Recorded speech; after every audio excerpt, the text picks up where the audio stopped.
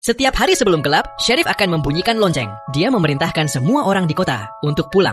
Bahkan tamu yang sedang makan pun harus segera kembali ke rumah. Karena setiap malam, monster akan muncul di kota kecil ini. Sheriff hanya merasa tenang setelah melihat jalanan benar-benar kosong.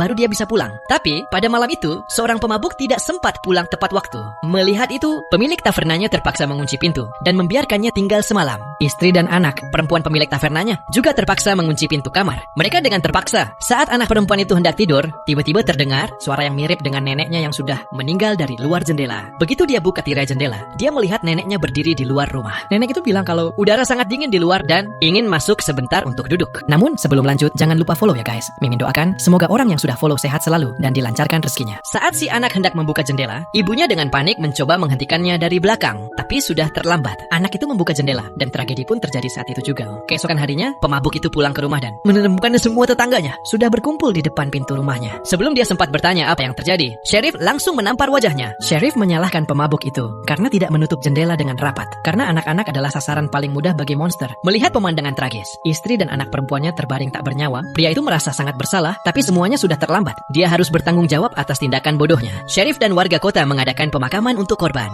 Tapi Sheriff terlihat sangat cemas karena setiap kali seseorang meninggal, akan ada orang baru yang datang ke kota kecil ini. Tak lama kemudian, sebuah kendaraan rekreasi tiba. Seorang pria keluar dari kendaraan itu dan bertanya arah pada Sheriff. Sheriff memberi petunjuk sembarangan. Pria itu pun segera pergi, tapi anehnya, mereka sudah lama berkendara dan masih belum bisa keluar dari kota. Tak lama setelah itu, kendaraan rekreasi yang dikendarai, pria itu mengalami kecelakaan dan terbalik langsung ke hutan. Pada saat yang sama, Sheriff tidak pernah melihat pria itu kembali. Karena malam hampir tiba, Sheriff pun mengajak beberapa orang untuk mencarinya. Saat dia melihat pria dan keluarganya terjebak di dalam kendaraan, dia segera menyelamatkan mereka. Sayangnya, anak bungsu mereka terluka parah dan tidak bisa dipindahkan. Mereka terpaksa memilih untuk merawatnya di dalam kendaraan. Dengan terpaksa, Sheriff memutuskan untuk tinggal di dalam kendaraan semalam. Dia menyuruh orang lain untuk membawa anggota keluarga yang lain kembali ke kota. Sheriff menggantungkan harapan pada batu jimat yang ada di tangannya. Lalu, dia menutup semua celah di dalam kendaraan. Tiba-tiba, terdengar suara raungan dari luar kendaraan. Saat Sheriff melihat keluar jendela, dia melihat monster-monster itu sudah mendekat dengan diam-diam. Akankah mereka bisa selamat dari bahaya ini?